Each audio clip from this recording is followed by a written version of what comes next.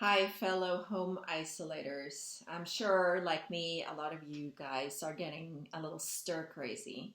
This is my 10th day of home isolation, and it's a strange feeling, this being sort of bored and in panic mode at the same time. It seems like those two emotions are contrary to each other. It shouldn't really happen at the same time. Um, as a futurist, I'm sometimes asked to weigh in on strange events, what we call black swan events or wild card events. I've been receiving some emails like, how do you, what do you make out of this? Like, what is going to change? How could we have foreseen this?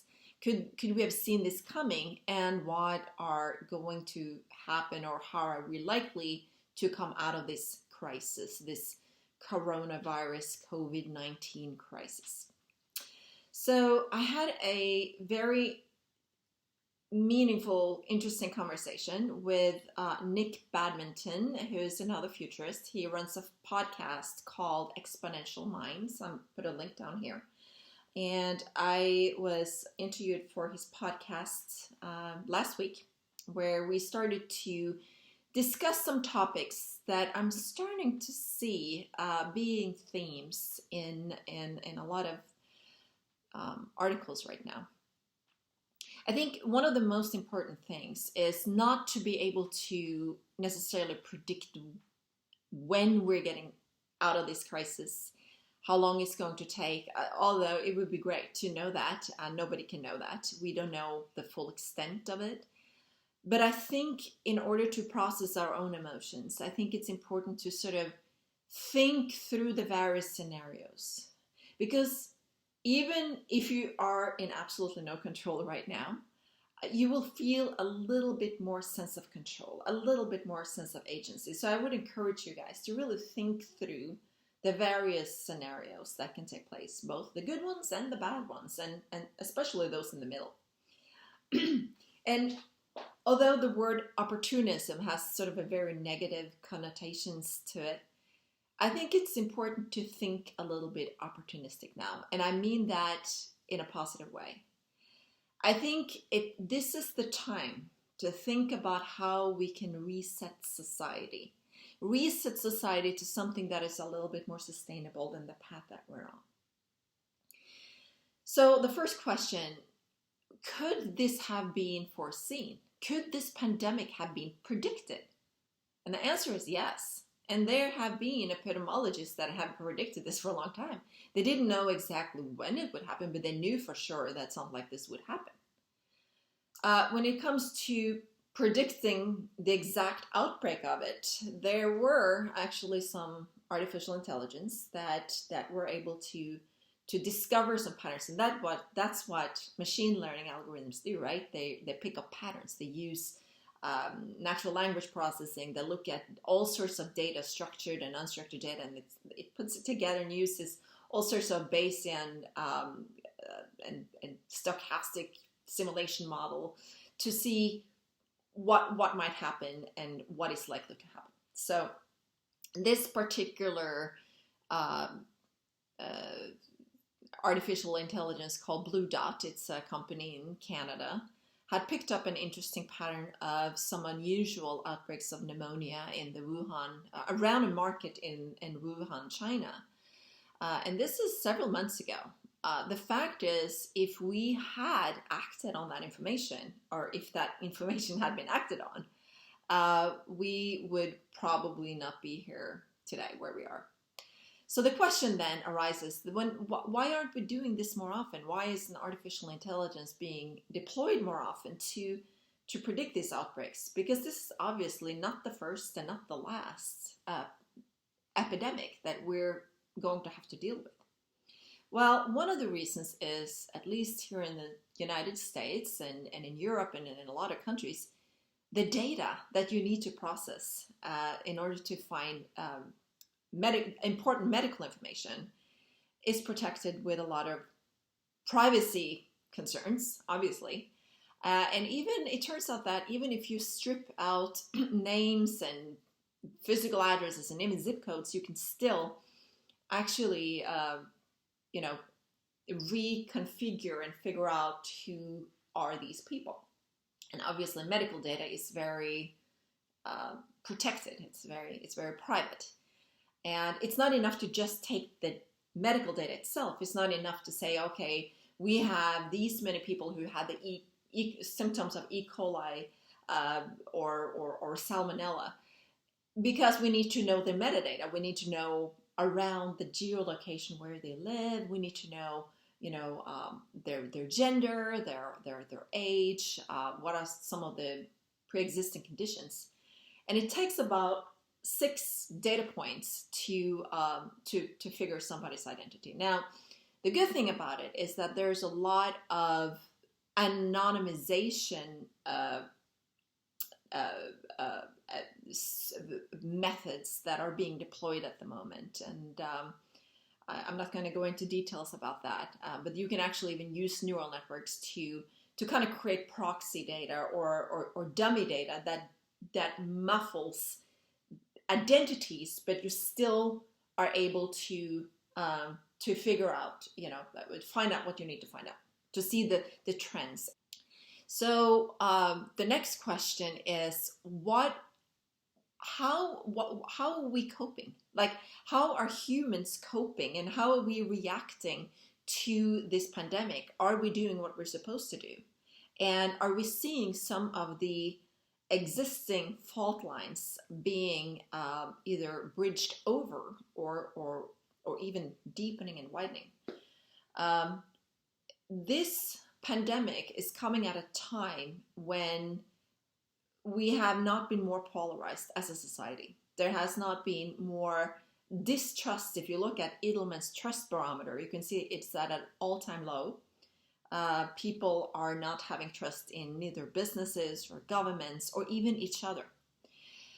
And that's ironic at a time when the only thing that is going to save us is literally trust in each other and cooperation. So we're really put to the test here. We're seeing some very positive signs that people are coming together, not physically, but virtually, and we are trying to make a concerted effort. I think a lot of people are really trying, and we're creating these virtual communities where we can still stay in touch, and businesses are allowing people to have home offices. I've been working at home now for the last 2 weeks, and a lot of people are doing that. Schools are having to reconsider how they teach students. We're reconsidering entertainment and what that looks like in a time of crisis. Unfortunately, we're also seeing some more sinister effects. The hashtag boomer remover is sort of like the more aggressive version of the more passive aggressive okay boomer. And it's important to see this in context, because what was to explain what that is. That hashtag is a sort of a Gen Z millennial joke on the generation that they feel has literally ruined their future. They're feeling that we're actually killing their future and ruining their planet. So that's the background for why we are now seeing pretty negative reaction from young people who are now joking with this fact that there's a virus that seemingly, at least according to them, are only attacking the older generations. Now, if this remains in the jokosphere, there's no harm there. They could let them joke around with it. The problem, of course, is if younger people are taking risks that we should not take at the moment, which is not heeding the CDC's recommendations of self-isolation. This is not a time for big parties. And it's just unfortunate that we are hitting the most exponential part of the curve at the same time as spring break is going on. So please, if you are younger or older, please keep your social distancing. The people that you want to hold responsible for killing the world are not the same that are going to potentially get very ill and possibly die from this illness. So please, this is a collective effort. We all have to we're all in this together. We're all in the same boat, quite literally. We're all on the same planet, which kind of leads me to the last question. What are some of the consequences of this? What can we see coming out of this? Is there even a silver lining? Is there something? Is this a chance for us to revisit our social modality? Is this our chance to really think deeply and strongly about how we're organizing our society? So, what is the wider consequences of this? What will happen when this is all over? Will we go back to normal? Will we just continue where we ended it? Are we going to be like Sleeping Beauties who wake up after 100 years, and we kind of continue the bickering and the way the very unsustainable path that we're on? Will we continue those unsustainable practices?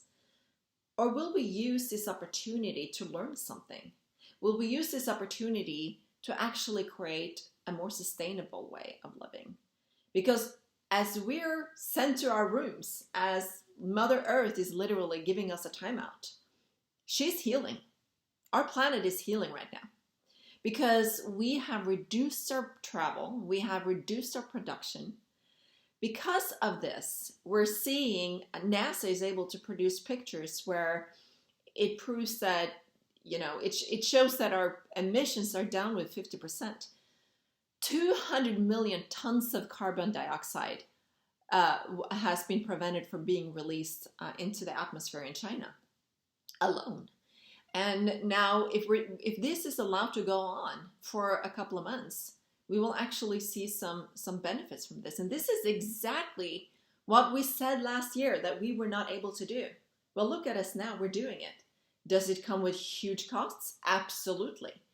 This is probably going to set up the worst recession in this century, possibly as bad as the Great Depression back in 90 years ago. But it allows us also to ask what's valuable. What do we really value? Are we going to continue to be on this frenzied hamster wheel where we continue to produce stuff that we don't really need, where we continue to travel on trips we don't really need to go on, where we really don't sit down and really value what we have, and which is nature, which is the earth that we need to protect so that our children can have a better future. So I wanted to end with a poem that I found on Twitter. And her name, the writer, is Donna Ashworth. This is under the hashtag when it's all over. History will remember when the world stopped and the flights stayed on the ground and the cars parked in the street and the trains didn't run. History will remember when the schools closed and the children stayed indoors and the medical staff walked towards the fire and they didn't run.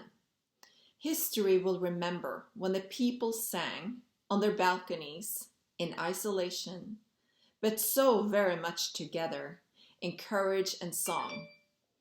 History will remember when the people fought for their old and their weak, protected the vulnerable by doing nothing at all.